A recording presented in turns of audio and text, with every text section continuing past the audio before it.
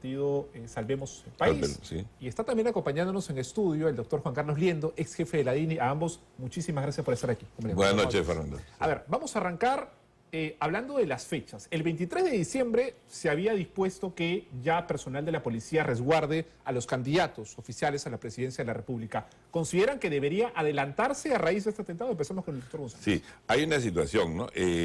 Definitivamente en nuestro país, durante las primeras vueltas, los candidatos o precandidatos, cada quien ve cómo maneja su seguridad. Eso es lo real y lo que pasa siempre. Y en las segundas vueltas sí hay una asignación oficial por parte del Estado, ¿no? O sea, a cargo obviamente de la policía, equipos de seguridad personal para los dos candidatos que pasan a segunda vuelta, ¿no? Ahora, dadas las circunstancias, lo que está evidenciándose a partir del hecho sucedido hoy con Rafael Belaunde, a quien ya públicamente hemos expresado también y volvemos a reiterar, digamos, nuestra solidaridad respecto a este hecho, y también a la familia del señor Ipanaqué, porque creo que independientemente de las labores profesionales y o empresariales que haya realizado y que realice cualquier candidato, es inconcebible que los problemas, las diferencias, las situaciones, digamos, se manejen de esta manera, ¿no? Pero esto lo que sí refleja es el altísimo índice de inseguridad. Y respecto a la pregunta, creo que el propio Estado no está en capacidad de generar hoy en seguridad ni para todos los ciudadanos y ciudadanas, y creo que tampoco para los políticos. Es una dura reflexión, pero muy realista. Y quiero consultar también al doctor Liendo. Bueno, lo que ha dicho el doctor González es cierto, ¿verdad? En teoría, en la primera vuelta, cada candidato baila con su propio pañuelo. ¿Debería cambiar eso ahora que ha ocurrido este hecho con Rafael Belaunde? Yo reafirmo lo último que mencionó Mariano. Sí. Tratar de que cambie una cosa para mejor en una situación de inseguridad que está en una crisis total desde el Poder Ejecutivo, el Ministerio Público, por los problemas que ya todos conocemos, es algo, digamos, no real, no concreto. Por más buenos deseos que tengamos, todos los peruanos, de todas las condiciones, estamos enfrentando circunstancias muy críticas de seguridad. Nadie está libre de que pase una circunstancia como la que hemos visto hoy. Claro. Entonces, cualquier acción de protección personal en un entorno inseguro es sumamente complicado. Es necesario que no solamente los candidatos, sino todas las personas tomemos nuestras propias medidas de seguridad en función a las actividades que realizamos. Evaluar los riesgos, las alternativas que tenemos para no sufrir estos lamentables, no incidentes, ¿no? Ataques del crimen que crece día a día en el país. ¿Y una de esas medidas debería ser, por ejemplo, que los candidatos porten el chaleco antibalas? ¿O ya es algo, digamos, a lo que no todavía deberíamos acercarnos? Yo no descartaría esa posibilidad, pero más allá de cualquier iniciativa proactiva que se pueda tener en el desarrollo de las actividades, creo que lo que está fallando, y ahí creo que somos responsables directa o indirectamente todos los que tenemos que ver con la cosa pública, pero principalmente, obviamente, creo yo, el gobierno, tanto el anterior como el que está ahora conduciendo, es que hay un problema gravísimo de enfoque. O sea, el enfoque que se está teniendo, ¿no? Y eso creo que vamos a coincidir, ¿no? De seguridad ciudadana, no sirve, así de claro, ya no sirve. Se necesita un enfoque de seguridad nacional. O sea, el problema hoy de la inseguridad es clarísimo que es un problema de seguridad nacional. Por muchas razones. La presencia, por ejemplo, de grupos organizados o de grupos criminales de fuera. Los lobos, digamos, de Ecuador, los choneros de Ecuador, el Comando Vermelo de Brasil en la parte sur de la selva peruana, ya el Tren de Aragua, ni qué decir, y obviamente los pulpos en el norte del país. Y podemos sacar una lista interminable de gente que inclusive no solamente está vinculada al crimen, sino que consorcian entre ellos y trabajan con inteligencia, trabajan con un aparato quizá hoy más fuerte que el propio Estado respecto a la defensa y al enfoque. Tenemos muy buenos policías, tenemos muy buenos militares, tenemos muy buenos hombres y mujeres de inteligencia en el país, pero si mantenemos ese enfoque simple y llanamente de la seguridad ciudadana, donde el CONASEC y todas sus vertientes regionales, locales, sean quienes están mirando, yo creo que vamos a seguir en lo mismo. Se necesita que haya un enfoque de guerra al crimen. Y la única instancia para resolver esto es la Presidencia de la República. Y esperar agosto del 26 es demasiado tiempo. Correcto. ¿Coincide el doctor Liendo con un enfoque de guerra, como ha planteado el doctor Mariano González? Porque el gobierno da la sensación de que está apostando una vez más por los estados de emergencia que ya varias veces hemos mencionado, no tienen pues un efecto real en la lucha contra el crimen organizado. Sí, dos cosas. Yo felicito a Mariano porque hay una propuesta, quien habla la vengo haciendo hace más de 2 años. Este no es un problema de seguridad ciudadana, es un problema de seguridad nacional. Y todos los actores políticos responsables, porque si hay responsables, es el Poder Ejecutivo, siguen enfocando el tema como si fuese seguridad ciudadana. Y mira, en la Ley de Seguridad Ciudadana y en su reglamento no existe la palabra crimen.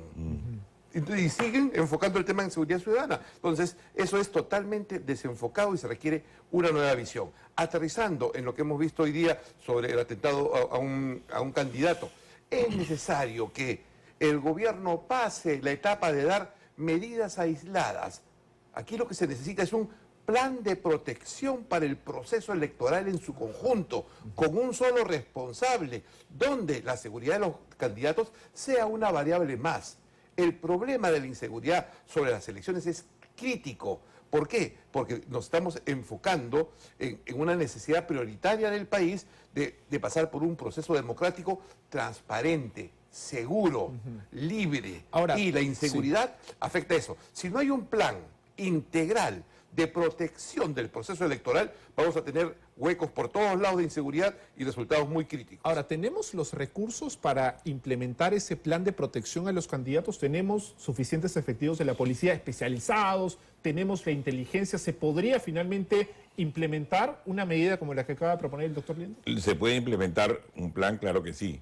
Pero insisto, mientras que se mantenga el enfoque, todo intento va a carecer de efectividad, ¿no? Ahora, es indispensable también, y hay que decirlo, ¿no? O sea, el riesgo mayor en el ámbito de la política es para la redundancia, para los políticos y los candidatos o precandidatos que le declaren la guerra al crimen. Porque también hay otro grupo que o mira de reojo, se pone de costado o le hace juego al crimen, ¿no? O sea, y eso hay que condenarlo y lamentablemente, obviamente para ese grupo de políticos la cosa no pasa nada, ¿no? Y lo que ha pasado hoy es lo que le pasa va a decir lo que le pasa a cualquier ciudadano o ciudadana que puede ser atacado, puede ser agredido, puede ser extorsionado y no pasa nada. Lamentablemente en nuestro país hoy se está partiendo el país en dos, los que están a favor del crimen y los que estamos en contra del crimen.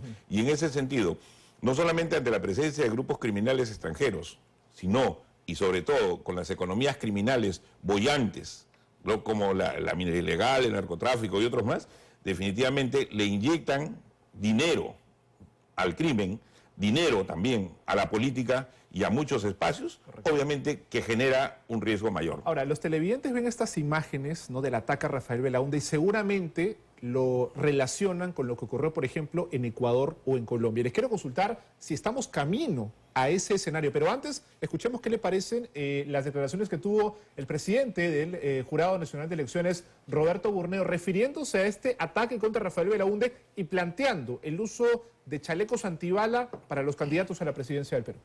Son campanazos que nos avisan que probablemente el entorno en que se van a desarrollar estas elecciones no van a ser muy seguras. Los miembros del sistema electoral no se visten de policía, no se visten de soldados, pero sí podemos realizar acciones que permitan evitar estas situaciones de riesgo o posibles atentados o que de pronto sufran acciones de extorsión para que dejen la carrera electoral.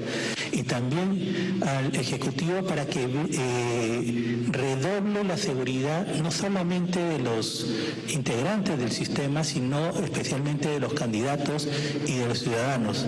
Ya se tienen que establecer y adelantar los protocolos de seguridad. Queremos que sean elecciones, aparte de limpias, transparentes, seguras, para evitar cualquier atentado, cualquier riesgo. Estamos haciendo un llamado para que ya los protocolos se activen desde este momento, porque ya sabemos la lista o los nombres de virtuales candidatos, sobre todo los candidatos de planchas presidenciales. No dudamos que se tomen todas las medidas que sean necesarias, incluida la adquisición de chalecos antibalas.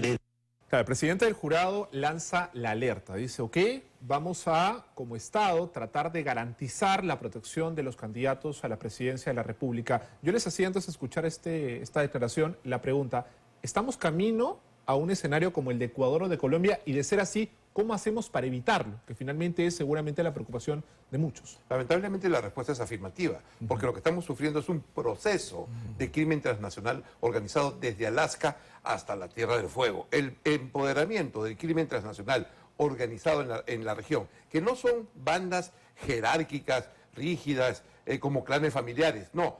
Es una epidemia de crimen transnacional que ha llevado a Estados Unidos a una acción armada para disuadir y hacer cambiar las rutas de narcotráfico con ataques en el mar, amenazas a un gobierno relacionado con el crimen. Estamos viendo un problema de carácter transnacional y muy profundo. Eso es lo primero que hay que comprender. Segundo, para llegar a las medidas, también hay que comprender que la seguridad nacional en el Perú está totalmente desarticulada e ineficiente desde su conducción política, tanto en la seguridad ciudadana, el orden público, el orden interno y hasta en la seguridad nacional, para no ver el tema de la frontera. O sea, hemos sufrido en los últimos 25 años de una desarticulación del sistema de defensa nacional, pérdidas de capacidades, liderazgo, nuevas formas de enfrentar las amenazas.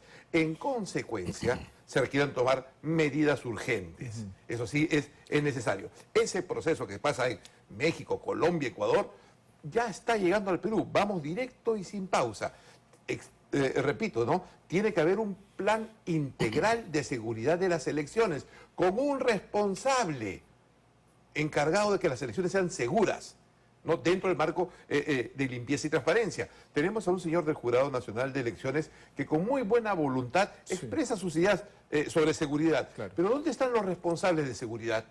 ¿Dónde están personas que tienen una carrera por más de 35 años en seguridad? ¿Qué cosa dicen ellos? Políticos en el Ejecutivo, a cargo de viceministerios, ministerios, primer ministro, políticos en el Congreso, ¿no? Jueces, fiscales involucrados con el crimen. Nadie dice una sola palabra frente a este fenómeno. Han desaparecido del espectro político las opiniones y el direccionamiento del sector político y judicial sobre el crimen. Ese es un problema inmenso que se tiene que solucionar. Claro, sería importante conocer también la opinión y la postura de ellos, ¿verdad? Pero ahora, claro, cuando asumió el gobierno, doctor González, el gobierno de transición de José Gerí, una de las cosas que se dijo fue, bueno, tiene que garantizar elecciones limpias, transparentes y democráticas, pero evidentemente también que garanticen la seguridad de los propios candidatos. A ver, ¿cómo hacemos?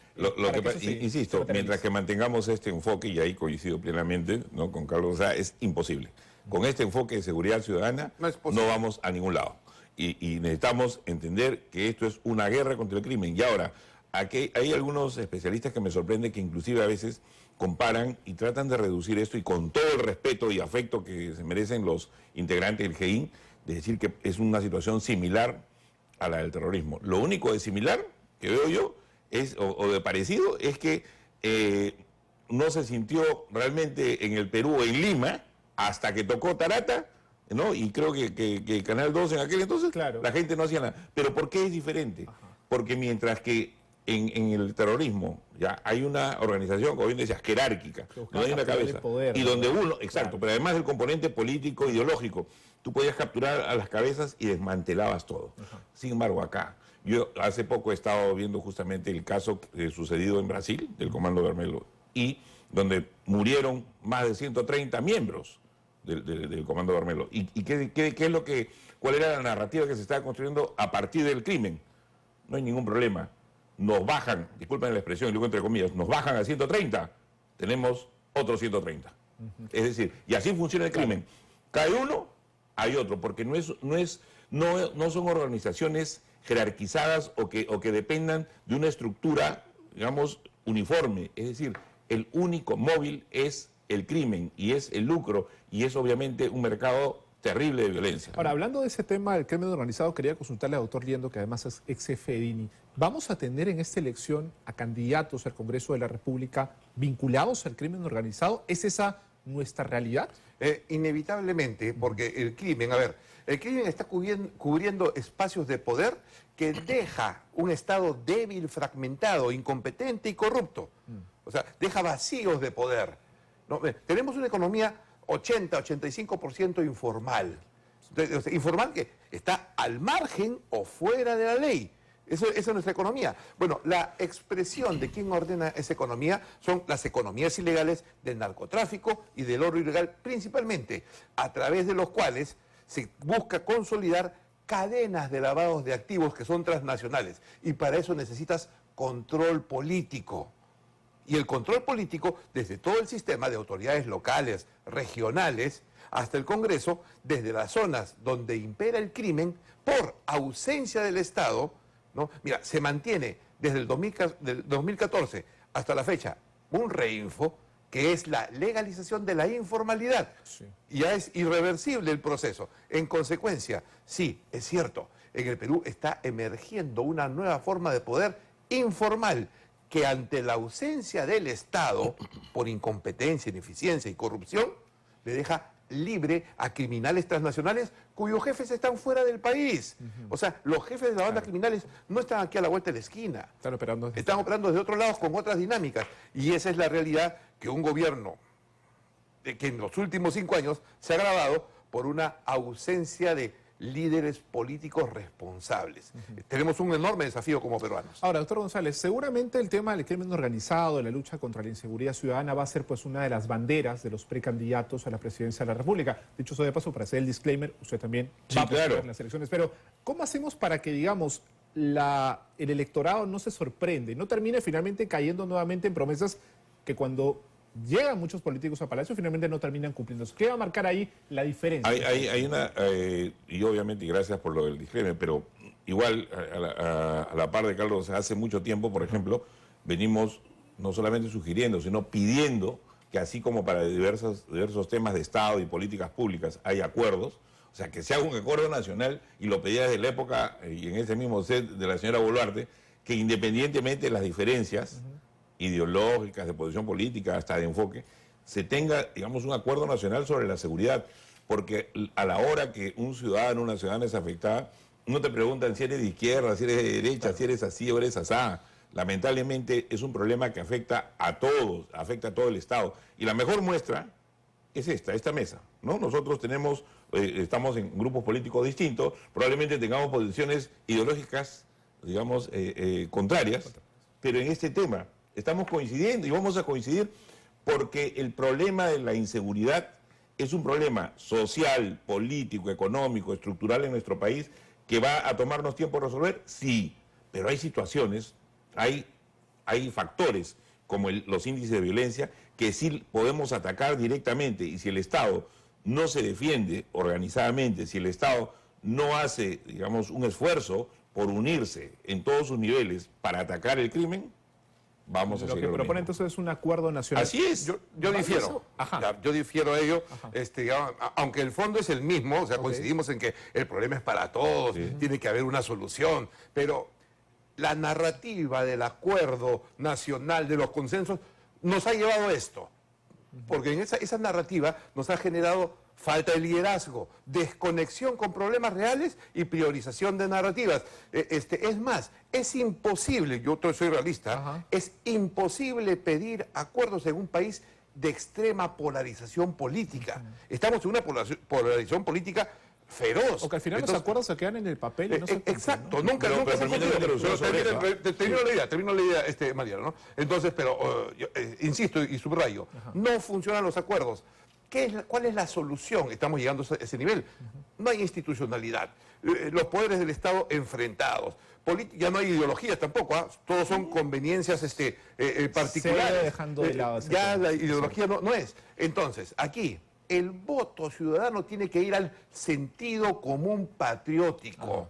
Si yo sé que estoy en invierno y no puedo salir en plena neblina, descubierto porque voy a resfriar, entonces la población debe reconocer las posiciones serias, identificar a los charlatanes, identificar a aquellos que plagian soluciones de otros lugares para ponerlas sobre la mesa y hablar bonito. Que esos hay bastantes, No, ¿no? sobran. Ahora, Entonces sí. necesita la población apostar con sentido común patriótico por el carácter, por la determinación, por el conocimiento, la responsabilidad y la verdad.